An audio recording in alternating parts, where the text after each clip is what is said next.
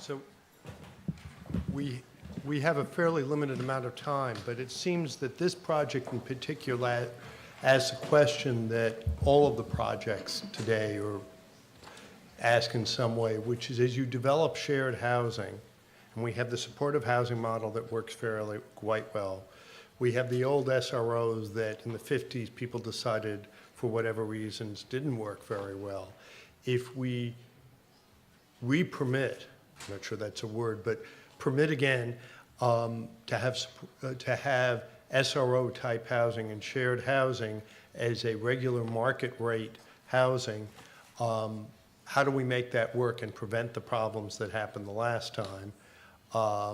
And the one thing, I was talking with Roseanne Haggerty at lunch and talking about this, and her comment was, you need somebody to lead it or organize it, because this is, in certain ways, not that different than co-housing that's happened around the country or kibbutzes or other shared housing. So with that as a start, but as a question, I think it's less the design than how you operate it to maintain it.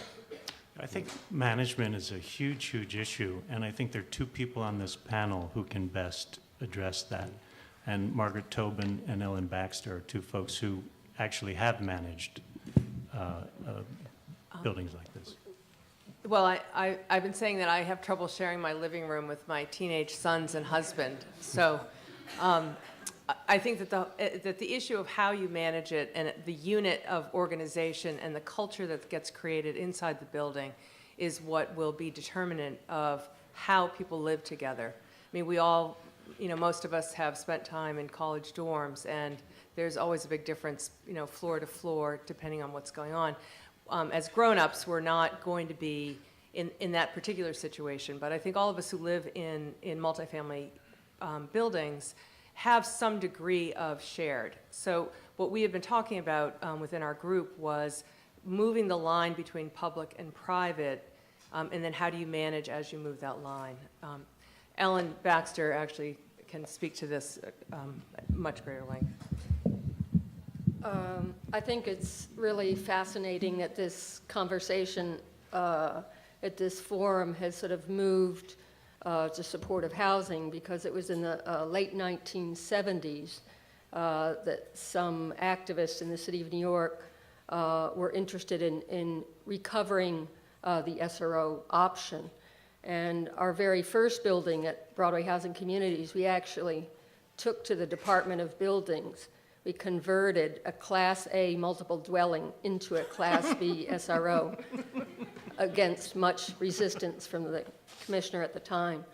But over the 3 decades, what we've learned in managing quality housing is the significance of the principle of integration.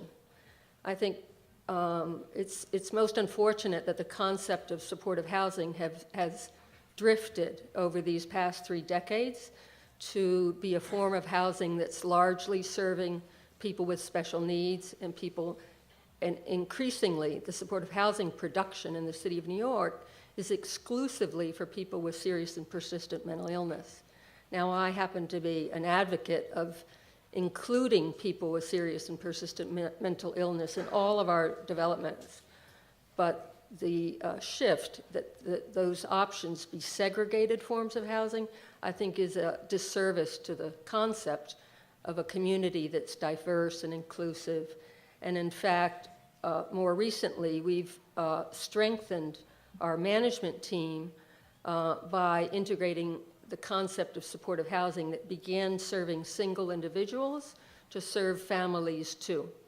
So families, individuals, and the communal space that that is shown in the mix and in the flux really do resonate well with the principles that we've found that work and can sustain themselves over time. The one feature in supportive housing that helps to prevent what you described at the outset is we have a 24-hour, 7-day-a-week tenant patrol that uses technology to communicate with the other 6 buildings So we're operating 129 shifts a week of people who live in their own buildings, who are part of the management team, so that the operation of all that communal space is really being supported by people who themselves live there. Yes, Mark Strauss, former president of AIA New York. And when I was president, our theme was architecture as public policy.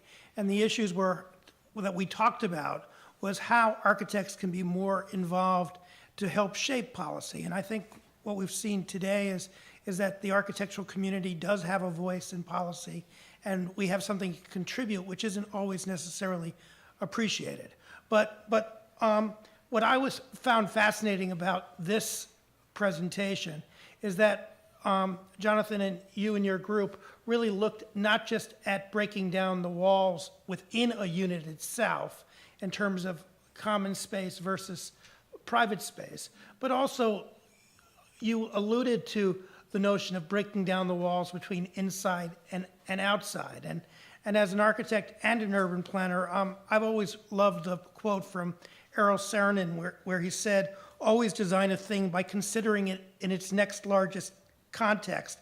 A chair in a room in a house in an environment in a city plan. And I think the notion of trying to sort of break down the walls and thinking about how to create places for communal interaction, not just on the interior, but how to really use the spaces that are public, the sort of privately owned public spaces to a certain degree, as well as publicly owned spaces, I think is key to making these places work. And what I'm wondering about is, can you talk a little bit more about the concourse and opportunities to break the walls down between inside and outside? Well, we found the concourse to be really one of the longest rooms we'd ever seen. And, when we as architects design rooms in general, the way we design the rooms is having 4 walls and something on the floor. The ceiling usually doesn't matter. So in the case of the ground concourse, what's the flooring? We think it needs to be a garden. What are the walls? They're already there. They're spectacular. This is some of the most beautiful architecture from the turn of the century and later. What it needs is some interest from New York City. We've got a lot of folks out there from the mayor's office, DOT, DPR, I hope. Green the concourse. What can we say? I mean, it's such an obvious place. It was great. It will be great. As soon as it gets green, development will come. As soon as development comes and we get to change all the rules between use group 2 and use group 3, which I know is happening, that means that the concourse will be filled with young, vibrant entrepreneurs, artists, ballet dancers, everybody who wants a first shot at New York, and then the Grand Concourse will even get greater. So this, for us, talk about the outdoor living room. It's an outdoor living room that needs a really heavy coat of paint. Quite a while ago, I was part of the team that did the Hudson River Park in the early 90s. And at that time, Ellen will probably remember this, we had an encampment of people living on Pier 54. Over 200 people were living on that one pier. And the notion that the west side of Manhattan could be anything other than the sort of abandoned industrial property was something that people did not imagine. And we started by really just starting to make it a place. And I think the living room model is a pretty good one. I think that people live in cities so that they can watch other people living in cities. I would add the one thing, Jonathan, and this is getting somewhat off topic, is the zoning on the Grand Concourse severely limits commercial uses, and I think the other way to animate it, besides making it greener, is having more activities on it, which would require some changing on the zoning to allow that. But is that, because right now there's tremendous amount of commercial. A Is that lot of illegal? it's grandfathered. Oh, really? Yeah. We'll add But- that to Yeah. the ask. But that's one more not thing to directly ask. related to what we're talking about, but I No, think but it would certainly be- has a tremendous amount.